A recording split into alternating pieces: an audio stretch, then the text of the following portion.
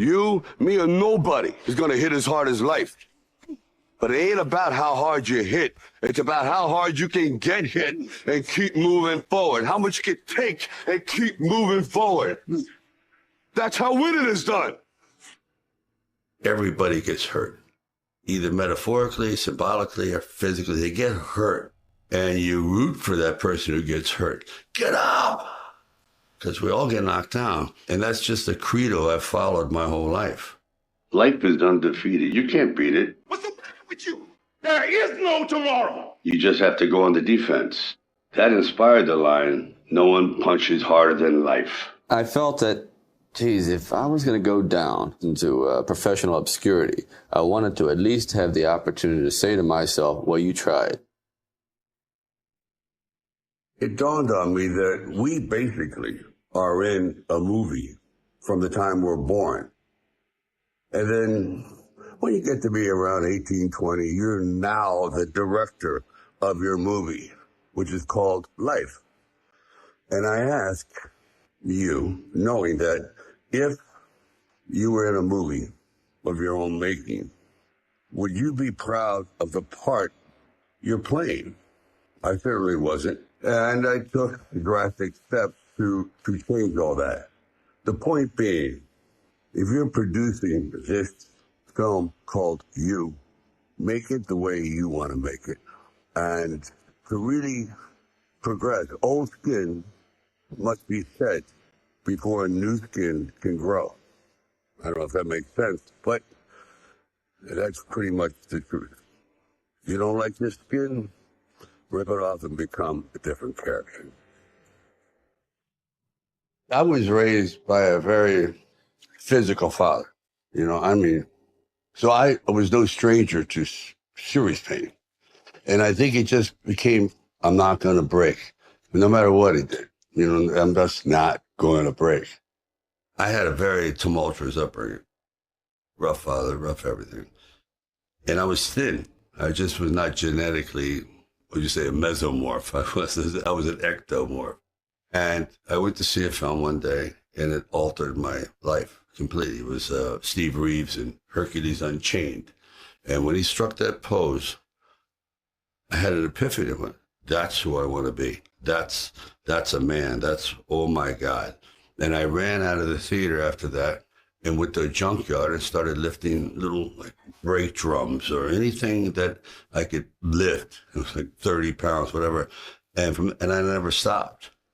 And I did build on armor. It was like, I felt I could really take care of myself. I could inflict punishment rather than take punishment. And I never stopped. Always had hero worship. I wish I could be the guy who saved the bus full of children. That's who I want to be. I want to be the guy who saves people. I think everybody here, put under the right circumstances, their children or their wife are in dire trouble, put their life on the line. I don't give you, a kid falls in a tire cage, you wouldn't think twice about jumping in. So everyone has the hero syndrome in them. They do. You just have to push the right button. I used to sit in this little apartment, and it was a room. As a matter of fact, the room was so small, I remember I was able to open up the window and close the door while sitting on the bed at the same time. It was like 8 feet by 8 feet by 9 feet. But the one thing about that room, there was really very little distraction. And he painted the windows black so he could write. I did paint it black because I didn't want to know what time it didn't matter what time it was. Oh, it's time for breakfast. And right away, you derailed yourself. I'll have breakfast when I'm hungry. I don't need to know what time it is, that kind of thing. So I was trying to eliminate all the excuses because it's hard to write. So I would sit there propped up in bed, and I'd go out with my big pen and legal pad and just start writing these stories. And most of them were very, very trivial. But there was something about the process of unrealized dreams. I was always brought back to this subject because I think it's one of the most enduring subjects and one of the most difficult passages for people to accept, that they never were realized in their own lifetime, that they just didn't get that shot.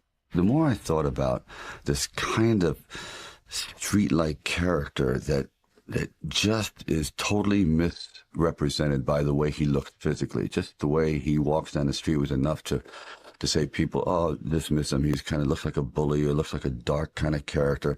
And I thought, that's an interesting character because they're always unrealized.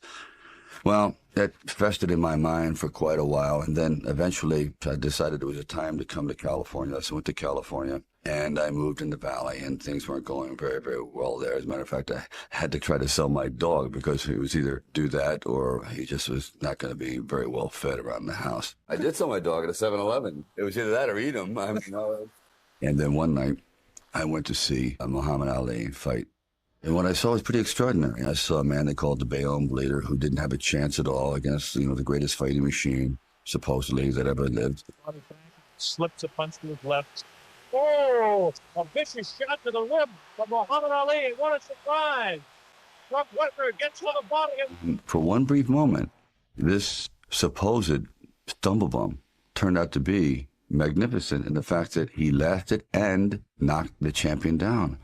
I said, boy, if this isn't a metaphor for life, his entire life crystallized at that moment. He will be remembered for all eternity, at least among the fight fans. He did something extraordinary. I said, now that is probably what I need as a catalyst for an idea. A man who's going to stand up to life and take one shot and maybe go the distance. It really don't matter if I lose this fight. It really don't matter if this guy opens my head either. So all I want to do is go the distance. So I started to write, and it was one of those writing frenzies. And 3 days later, I came up with the script of Rocky. At that time, I must admit, my life was definitely on the wane, at least professionally. I was emotionally, spiritually, physically bankrupt. We had about $106 in the bank. I had a landlord. She's a female landlord, but she was so big that when she came to collect the rent, like an entire shadow would cover the building. It's like a total eclipse. And I mean, I'm not a small man, but she was a vicious individual, and she would have thought nothing about taking my car and bending it in half if she didn't get her money. And so I had $106. The rent was $300. I had a pregnant wife. So you might say I had quite a bit of fuel to sit down and write the script. I wrote the script in about 3.5 days, and only because I could hear the wolf at the door, literally. But here's the caveat. I'd say 90% was terrible. I believe in getting something done, no matter how flawed, just to get to the finish line. Just to get it out. Just to get it out. Because I find that procrastination and diversion is something that writers revel in. Oh, I hope that phone rings. I hope someone invites you to the beach. Or let me see, what would I rather do? Play golf or sit at this desk, continually reminding myself of how stupid I am because I can't come up with an idea. So I feel for writers. Now, the script by no means was a finished piece of material. It was probably about 90 pages, and maybe 10% of it remained in the final script, but it was done. I was on a casting call. So we're talking a little bit, and I guess I really wasn't right for the acting part. And on the way out, I said, oh, I don't know if it matters, but I do a little bit of writing. He goes, really? I said, yeah, as I'm writing this story, I have this thing about wrestlers, and I might do something about boxing. Well, he says, well, bring it around. And I thought, if I hadn't stopped on the way out, that's why I tell all actors or writers, don't give up. Keep talking. Eventually, you might hit a nerve somewhere, and they go, come on back. And if they didn't say, come on back, or bring it later, and let's see what you've developed, I wouldn't be sitting here. So I have to give incredible credit to their insight and their patience, and they're willing to take a chance, which it doesn't exist much anymore, unfortunately. Originally, when I brought the script to them, they were fairly enthusiastic about it. The one thing they were not enthusiastic about was me playing the part, and I really can't blame them. At the time, Ryan O'Neal was a candidate, Burt Reynolds, Robert Redford, Jimmy Caan, and they all were at the top of their game. And so I could see it, but there was something inside of me that this opportunity is never going to come around. And I really wasn't used to money, and I had no idea of what I would be missing. But the temptation started to come forward. At first, it was $25,000 and $100,000. I go, well, I never heard of $100,000 because I had like $106 dollars in the bank. And like I said, I had to sell my dog, and things were not looking very, very good. My $40 car had just blown up, so I was taking a bus to work. But still, it didn't matter. I wanted to stick with it. Then it went up to 150,000, 175,000. It went up to 250,000, and it went up to 360,000. Now my head was starting to spin. Famous story is that you turned down all this money for the screenplay to Rocky because they didn't want you to be in it, right? No. Can you blame them? Who was I?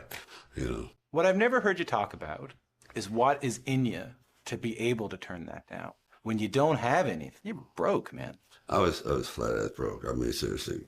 But it depends how well you know yourself. I knew my personality that if I sold it, that was probably $1 million plus by today's dollars. A millionaire. And someone else did it, and it was successful. I would have never forgiven myself. I know in the back of my mind, if I sell this script and it does very, very well, I'm going to jump off a building.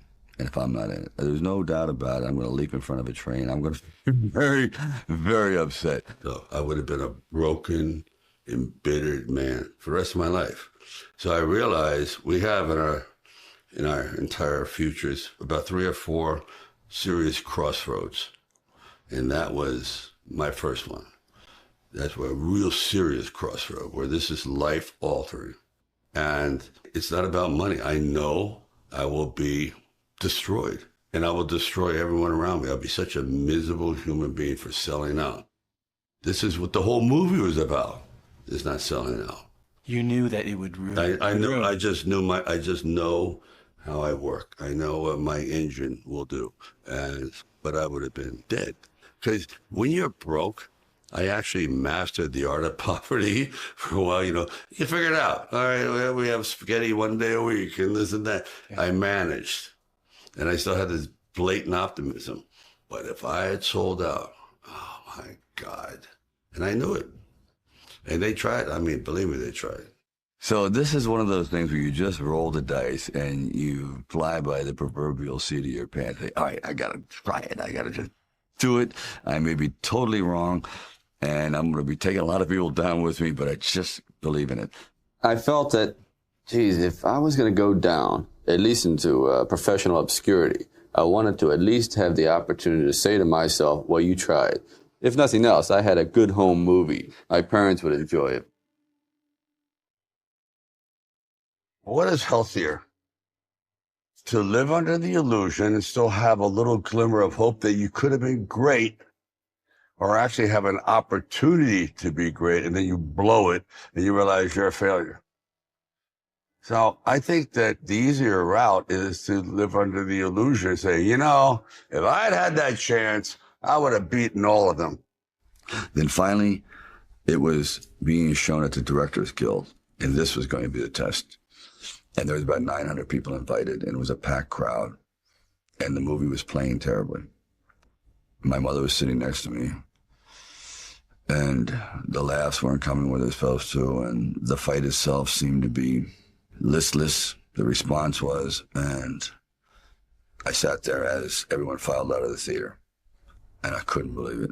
I said, wow, I really blew it. It was all like, I don't know, it was nice while it lasted, but I guess when you get down and you show it to the big boys, they're just not buying it. Anyway, I sat there and literally there was no one left in the theater because I was humiliated and saddened by the whole thing. And even, I walked her out and I was walking down the steps and there's 3 flights down, first flight, second flight. And then by the time I turned for the 3rd flight, the entire audience was down there. There was 900 people waiting, and they started to applaud, and I mean truly applaud. And I said, how could you doubt me, Mom? I'm shocked. And it's like, it just completely came apart. And so there'll never be a moment like that ever. I mean, I truly was over. I said, this is it. I'm just going to, go back home, take my dog, and go back into, trying to eke out a living. And they were all there. And they responded in a way. It's like, I don't know if that's the way they did things in Hollywood, but they saved it up, and I'll never get over that moment. I just looked at all these people, and they were applauding. And it's been all downhill since. At the very end of our lives, if we can still say, you know, we were never humbled, we were knocked down, but we got up, and I can say, I lived life with integrity, and I took all the blows, as the song says, and I still prevailed. I think that's a good epitaph for anyone.